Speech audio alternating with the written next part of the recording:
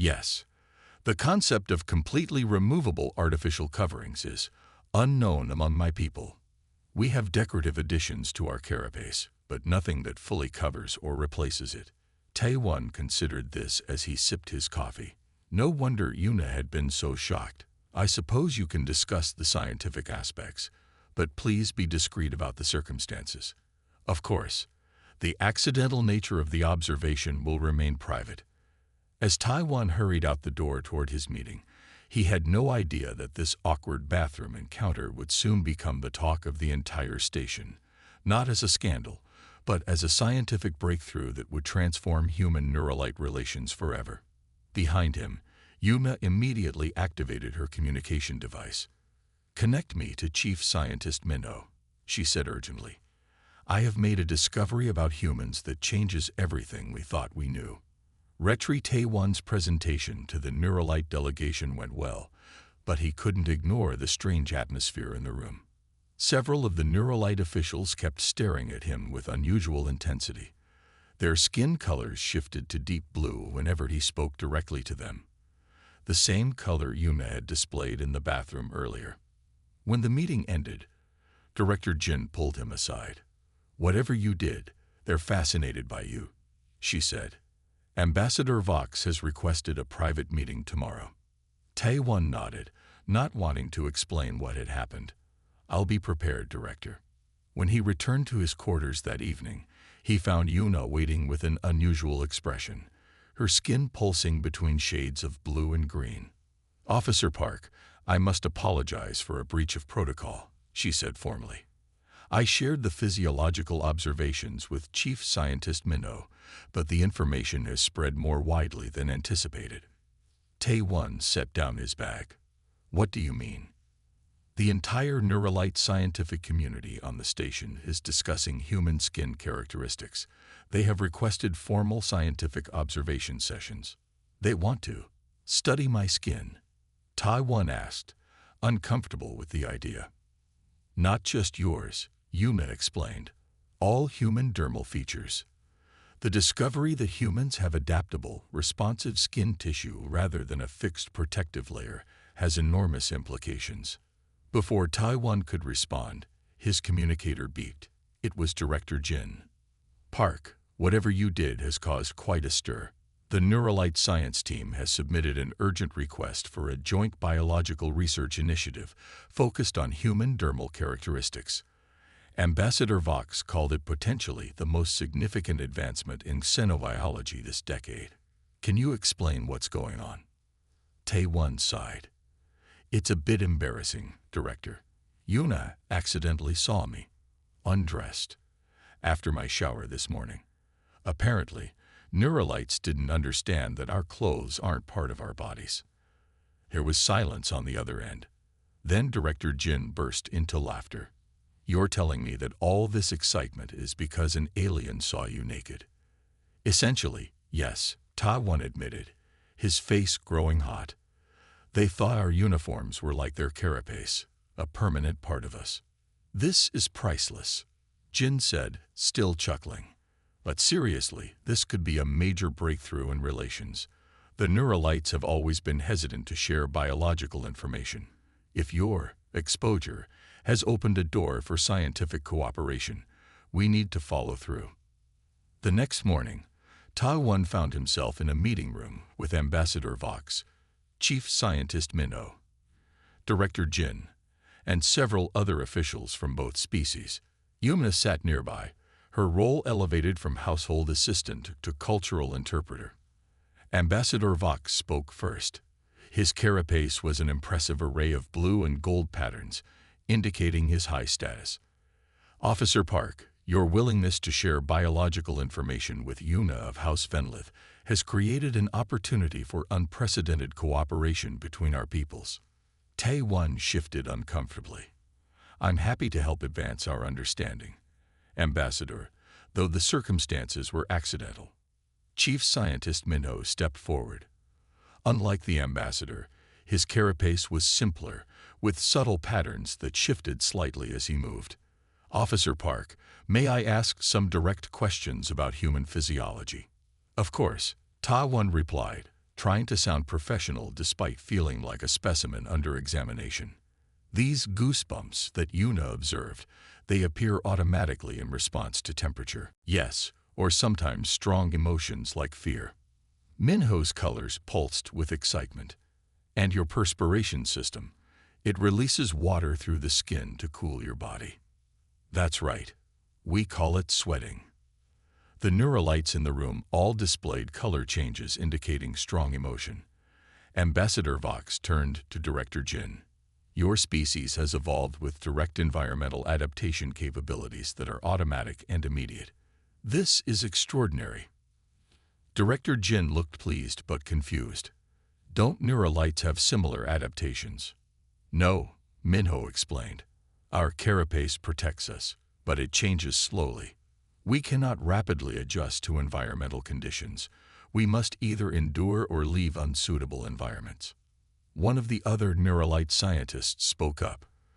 For generations, we have suffered from a condition called carapace rigidity syndrome. It prevents proper adaptation to environmental changes and affects 1 in 50 neuralite children. Your skin's adaptability might hold the key to treatment. Tae-Won began to understand why his shower incident had caused such excitement. You think studying human skin could help neuralite children? Potentially, Minho said. The principles behind your automatic responses could revolutionize our medical approach to CRS. After the meeting, a formal research agreement was drafted. Human and neuralite scientists would work together to study dermal adaptability, with the goal of developing treatments for carapace rigidity syndrome. Back in their quarters, Yuna seemed different, more animated than Tae-Won had ever seen her. You've been promoted? Tae-Won asked, noticing an additional marking on her official insignia. Yes, she said, her colors bright with pride. I am now classified as a senior cultural discovery specialist. My accidental observation has been deemed the most significant xenobiological discovery of the past 5 years. Tae-Won couldn't help but laugh. All because you walked in on me in the bathroom. It illustrates an important principle in scientific discovery, Yuna said seriously. Major breakthroughs often occur through unexpected observations rather than planned experimentation. Over the following days, Harmony Station buzzed with activity. A special research team arrived from Earth, bringing equipment for detailed study of human skin characteristics. Several neuralite specialists also came aboard, setting up laboratories dedicated to comparing human and neuralite biological responses. Tae-Won found himself invited to countless meetings and briefings. At one particularly memorable session, he watched in amazement as human scientists demonstrated goosebumps, sweating, and blushing to an audience of captivated neuralites. The speed of your dermal responses is remarkable, one neuralite researcher commented. Our carapace takes days to adjust to similar stimuli. Not everyone was thrilled with the new focus on human skin. Some humans on the station complained about feeling like lab rats and objected to the constant requests for samples and tests. It's dehumanizing, complained one engineer to Tae-Won in the dining hall. They look at us like we're fascinating specimens instead of people. Tae-Won understood the concern. It's a culture shock for both sides. They've never encountered beings who can change their outer layer at will. But you're not just a piece of skin, are you? Yuna asked later when Tae-Won mentioned these complaints. You are a complete being with thoughts and feelings. Is this not understood? Tae-Won smiled. It's understood, but sometimes people feel reduced to just their biology when they're being studied so intensely. Yuna's colors shifted to a thoughtful purple. Among my people, sharing biological information is considered deeply intimate. Perhaps this is why humans feel uncomfortable. You are sharing something that, for us, would only be shared with family or medical practitioners. This perspective helped Tae-Won develop new guidelines for the research initiative, ensuring that human participants felt respected rather than objectified. By the end of the month, preliminary research results were promising. The neuralite team had identified several mechanisms in human skin that might be adapted to help children with carapace rigidity syndrome. Your small bathroom incident may end up saving thousands of neuralite lives.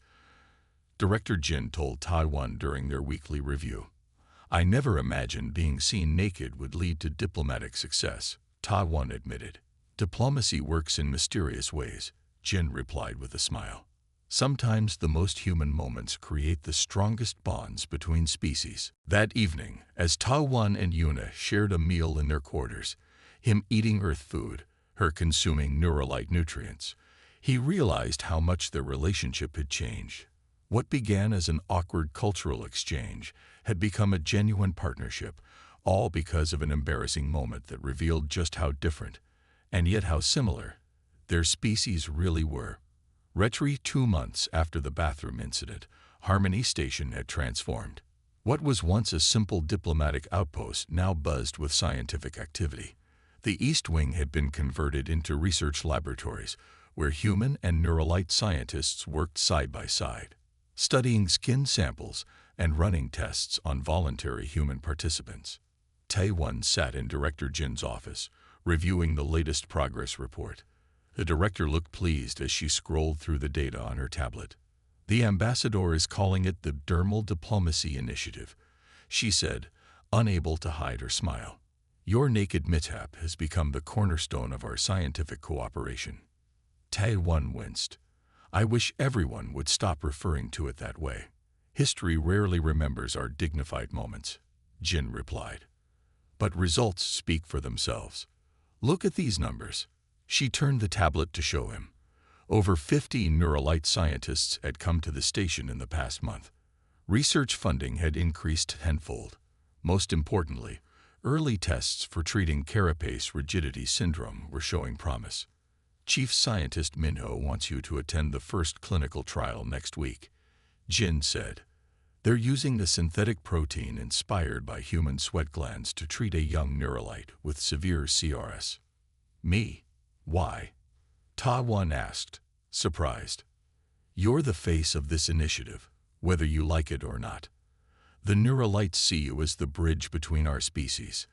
As Ta-won left the office, he noticed a group of humans gathered in the common area, looking unhappy. He recognized several of them from the engineering department.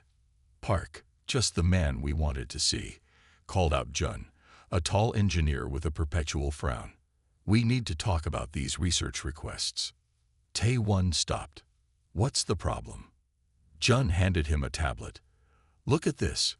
They want skin samples from 30 more human volunteers. They're asking for sweat collection during exercise. Some scientists even requested to observe humans bathing.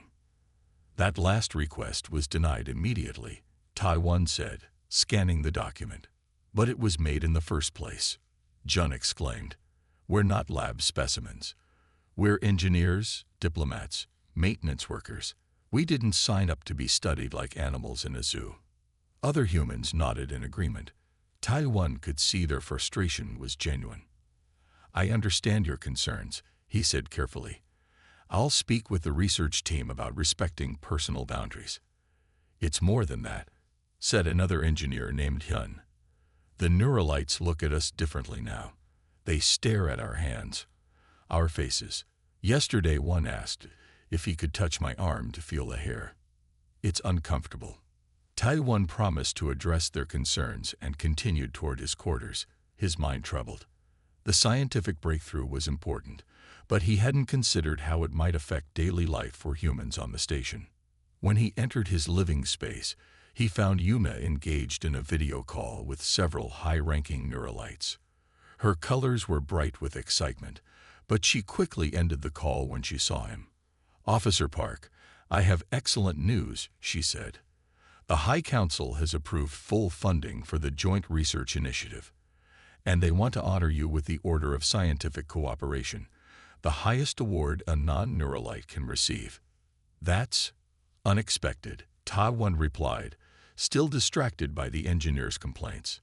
Yuna noticed his subdued reaction. You seem troubled. Has something happened? Tae-won explained the concerns of the human crew members. Yuna listened carefully, her colors shifting to a thoughtful blue. I see, she said when he finished. We have been insensitive. In our excitement over the scientific discovery, We forgot that humans have different concepts of privacy and dignity. It's not just that, Ta One added. Some humans feel reduced to their biology, like the only interesting thing about them is their skin. Yuna's colors darkened. This was not our intention. For us, biological information is sacred. Sharing it is an act of profound trust and intimacy. That's precisely why there's a disconnect, Ta One explained. What feels respectful to Neuralites feels invasive to humans. Military intervention seemed the only remaining option. Yunji's approach was unlike anything the diplomatic corps had ever witnessed. She didn't arrive with weapons or threats. Instead, she brought understanding. Her presentation broke down the conflict not as a military problem, but as a complex social misunderstanding. Junho watched from an observation deck, his heart racing with a mixture of hope and uncertainty. He had guided her, but the final steps were hers alone. The transformation from a warrior of destruction to a bridge of understanding was complete. Her communication strategy was brilliant. She didn't minimize the pain of either civilization. Instead, she highlighted their similarities. Shared cultural practices, similar economic challenges, mutual technological developments that had gone unrecognized. Where previous negotiations had focused on differences, she focused on connections. The representatives from both planetary systems were confused. They had expected a military intervention, a show of force. Instead, they received a nuanced analysis that exposed the complex web of misunderstandings that had driven their conflict. For the first time, Yunji spoke about her own transformation. She shared her journey from a warrior who saw only conflict to someone who understood the power of communication. Her story became a living example of how understanding could replace destruction. The negotiation lasted 3 standard days. Where previous attempts had collapsed within hours, this session continued with increasing complexity and mutual respect. Chunho watched as Yunji used every lesson he had taught her: patience, empathy, strategic listening. Her first genuine laugh echoed through the diplomatic station. It was unexpected, raw, completely unfiltered. The sound was so human, so real that it momentarily stopped all conversations.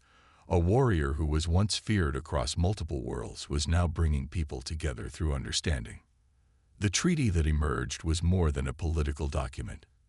It was a blueprint for mutual cooperation, a path to shared development that no one had previously imagined possible. 2 civilizations that would have destroyed each other were now planning joint scientific missions. Juno felt something close to pride. He hadn't created this transformation. He had simply provided a window of possibility.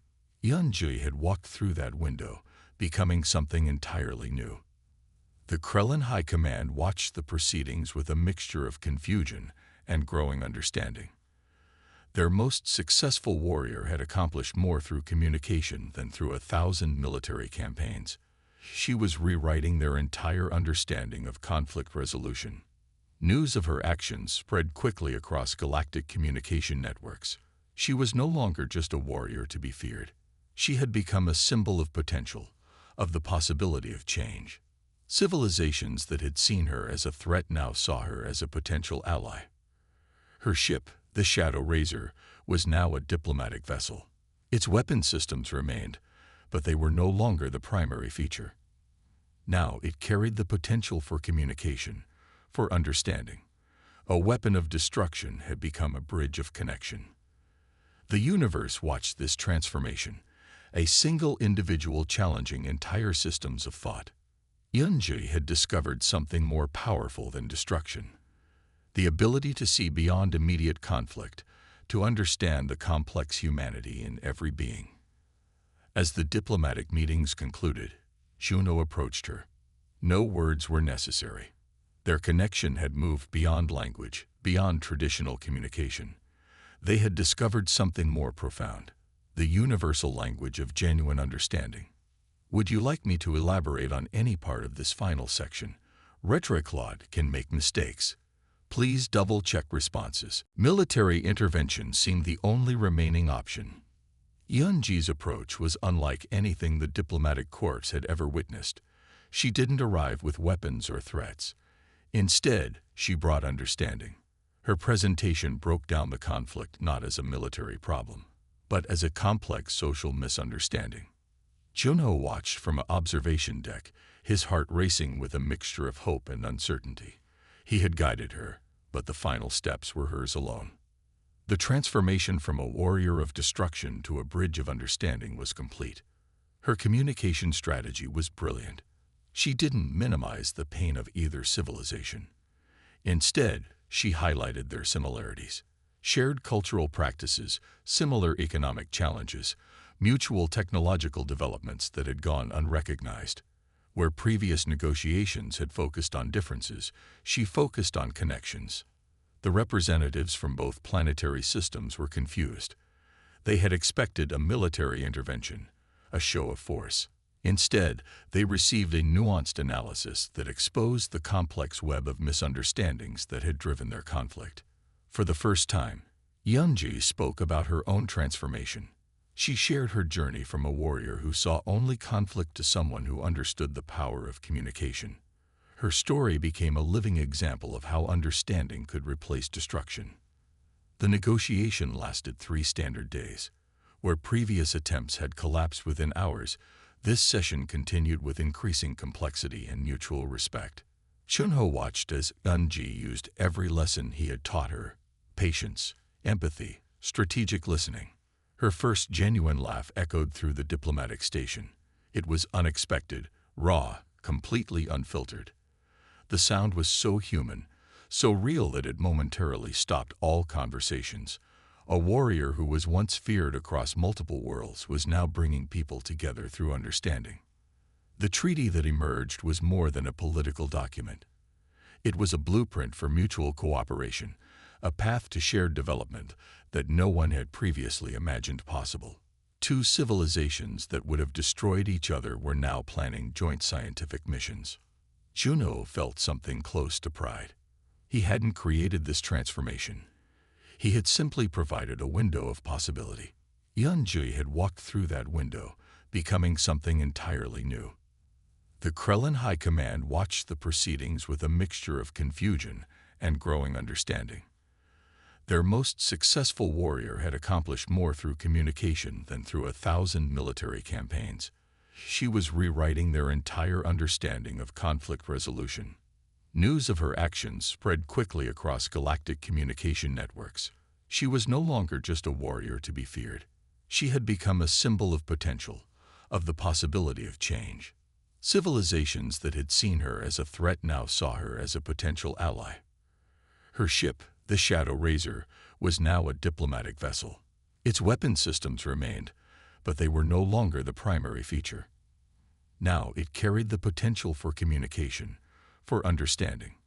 A weapon of destruction had become a bridge of connection. The universe watched this transformation, a single individual challenging entire systems of thought. Yunji had discovered something more powerful than destruction: the ability to see beyond immediate conflict, to understand the complex humanity in every being. As the diplomatic meetings concluded, Junho approached her. No words were necessary. Their connection had moved beyond language, beyond traditional communication. They had discovered something more profound: the universal language of genuine understanding. Would you like me to elaborate on any part of this final section? Retroclaude can make mistakes. Please double-check responses. Yunji's arrival was like a storm entering a quiet room. Her combat suit, designed for maximum efficiency, seemed out of place among the academic equipment.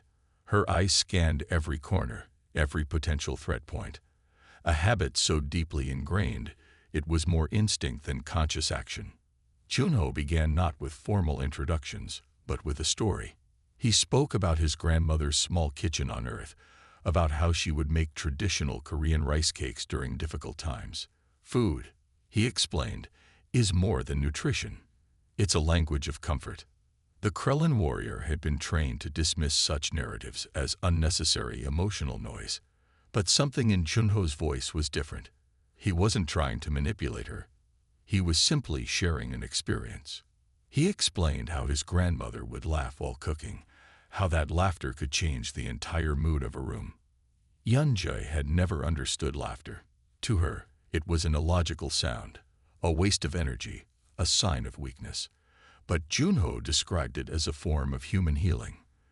Their conversation moved through complex topics: conflict resolution, cultural understanding, the nature of communication.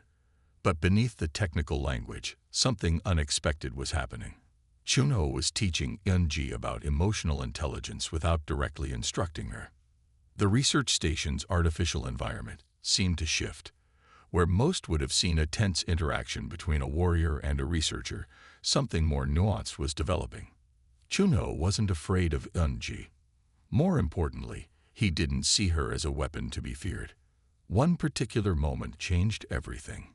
Junho shared a self-deprecating joke about human awkwardness, a story about accidentally using the wrong cultural greeting and causing massive misunderstandings.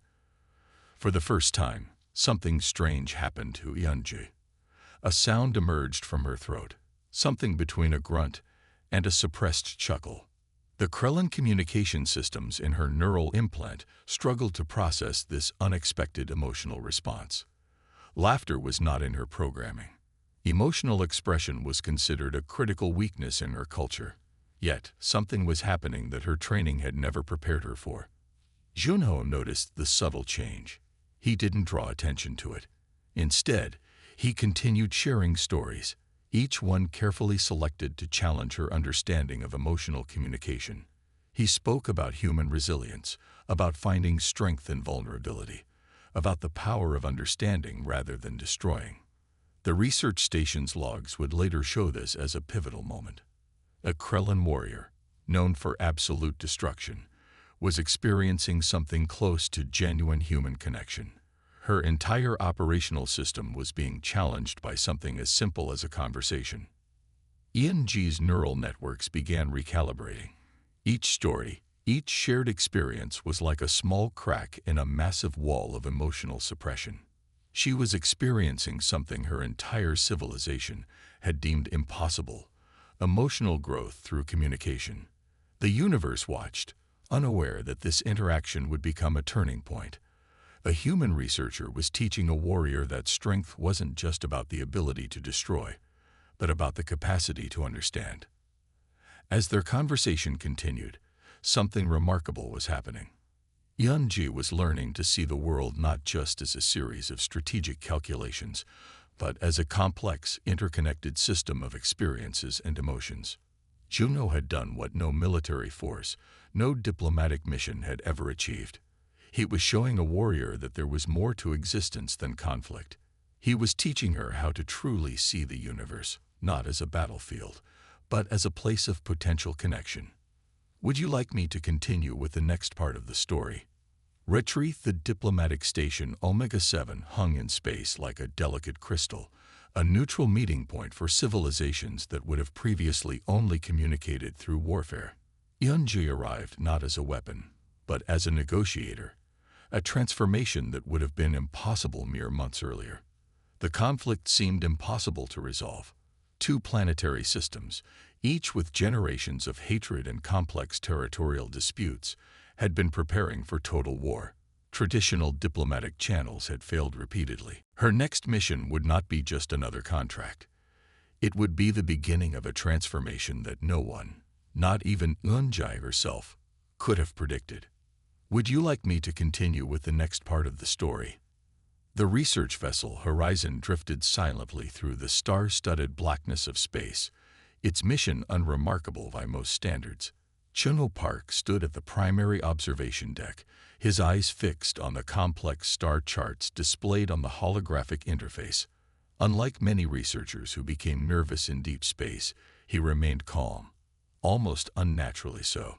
The Horizon was conducting a routine xenoanthropological survey of the Orion Arm, mapping cultural interactions between emerging civilizations. Junho's specialty was understanding communication patterns and social structures of species most considered incomprehensible. Where others saw chaos, he saw intricate systems of interaction. His current research focused on conflict resolution among species with seemingly impossible differences.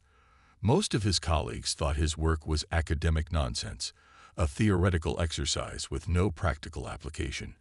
But Junho believed that understanding could prevent wars before they began. The ship's warning systems suddenly flickered. Something massive was approaching, something that didn't match any standard galactic vessel signature. The communication officers began preparing defensive protocols, their hands moving quickly across quantum communication panels. Junho knew exactly what was happening before anyone else. The Shadow Razor, a vessel known throughout the galaxy as a harbinger of absolute destruction, was approaching. Most would have panicked. Most would have initiated emergency escape procedures. Junho simply adjusted his glasses and waited. The Krellin warrior's ship moved with a predatory grace that was both beautiful and terrifying. Its stealth systems made it appear almost like a phantom against the starry background. Traditional defense systems would struggle to even detect its approach, let alone respond. On board the Horizon, tension grew.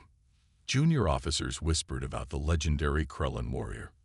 Stories of her previous missions were legendary. Entire planetary resistance movements erased, corporate rebellions crushed within hours. Her reputation was not just about killing, but about making entire civilizations understand the futility of resistance. Junho understood something his colleagues did not. Every conflict, no matter how violent, had a communication pathway. Every species, no matter how seemingly ruthless, had underlying logic. The Krellin were not monsters. They were a highly evolved civilization with complex internal rules and structures. When direct communication was established, most would have shown fear. Junho showed curiosity. His communication approach was soft, almost gentle, requesting dialogue instead of presenting threat. The communication officers looked at him like he had lost his mind. The initial exchange was brief. Mathematical coordinates were shared, standard communication protocols established. But something in Junho's approach was different. He didn't present as a threat. He presented as a student, someone wanting to understand rather than defend. The Krellin warrior on the other end, Yunji, would have typically terminated such a communication immediately. Unnecessary dialogue was a weakness in her operational protocols, but something in Junho's communication patterns was unusual. He spoke about cultural exchange, about the beauty of understanding different perspectives. His language was technical yet philosophical, precise yet open. He shared complicated ideas as if they were simple observations, breaking down complex concepts into easily digestible pieces. Junho's research had prepared him for this moment. He knew that true communication wasn't about winning, but about creating a bridge of understanding. The Krellin valued efficiency, logic, and clear communication. He would speak their language, but with a human touch. As the communication continued, something unexpected began happening. Yunji, who had never shown interest in anything beyond mission parameters, found herself listening, not just hearing, but genuinely processing the information being shared. The universe watched, unaware that this simple communication would become the first crack in a massive wall of misunderstanding. A human researcher and a Krellin warrior, two beings from completely different worlds, were about to change everything. Would you like me to continue with the next part of the story? Retrieve the space station orbiting the neutral zone became an unexpected meeting point for two beings who should never have understood each other. Junho invited Eunji to a simple research area, a room filled with holographic displays and communication interfaces that seemed almost too peaceful for someone of her reputation. The vast emptiness of space held no mercy, and Eunji embodied that cold, merciless void. Her ship moved like a silent predator through the star-speckled darkness, each engine pulse a whisper of potential destruction. The Krellin warrior had never known warmth, never understood compassion. Her entire existence was a calculated equation of survival and elimination. Born on the perpetually frozen moon of Rix-9, Eunji learned early that weakness meant death. Her people were not like other species who spoke of diplomacy or compromise. The Krellin understood only one language: absolute power. From the moment she could walk, she was trained in combat. her small hands learning to grip weapons before she could fully comprehend complex speech. Her first mission came when she was barely 17 standard years old. A disputed mining colony on the outer rim of the Andromeda sector needed pacification, a typical euphemism for complete annihilation. The colonial resistance thought they could defend their small settlement against the incoming Krellin force. They were wrong.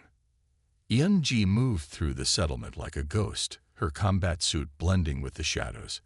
Her advanced targeting systems tracked multiple heat signatures simultaneously. Each movement was precise, each decision calculated with mathematical perfection. Within 3 standard hours, the entire settlement was neutralized. No survivors meant no potential future resistance. Her commanders were pleased.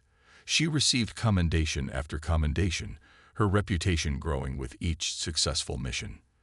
The galactic communication networks began whispering her name, a name that struck fear into countless civilizations. Some called her a demon, others a myth. To the Krellin, she was simply the perfect warrior. The Shadow Razor, her personal starship, was a marvel of technological engineering. Designed with stealth capabilities that made it nearly invisible to most tracking systems, it could slip through planetary defenses like a knife through silk. Its weapon systems were so advanced that entire planetary governments would surrender the moment they recognized its signature. What made Yun-Ji unique among her people was her extraordinary strategic mind. She didn't just follow orders, she anticipated them. Her brain processed combat scenarios faster than most advanced artificial intelligence systems. Where other warriors saw conflicts, she saw intricate puzzles waiting to be solved with surgical precision. Her missions were never about simple destruction. Each operation was a complex dance of strategy, timing, and overwhelming force. She would study her targets for weeks, understanding their weaknesses, their social structures, their potential resistance points. By the time she arrived, her victory was already predetermined. The galactic mercenary market valued her skills immensely. Governments and corporate entities would pay astronomical prices for her services. Some contracts were about elimination, others about sending a message. Yun-Ji didn't care about the reasons, she cared about execution. Her personal quarters on the Shadow Razor reflected her personality. Minimalistic, efficient, without a single unnecessary item.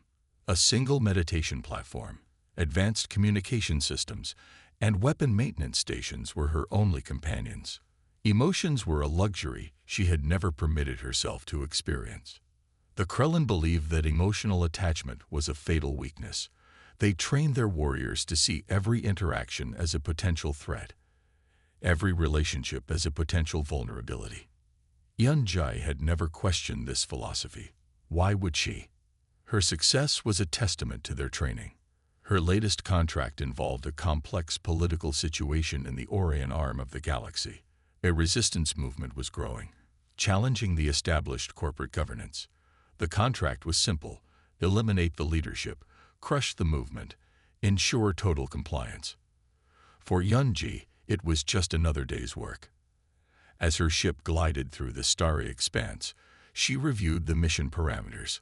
Hundreds of potential scenarios played through her enhanced neural network.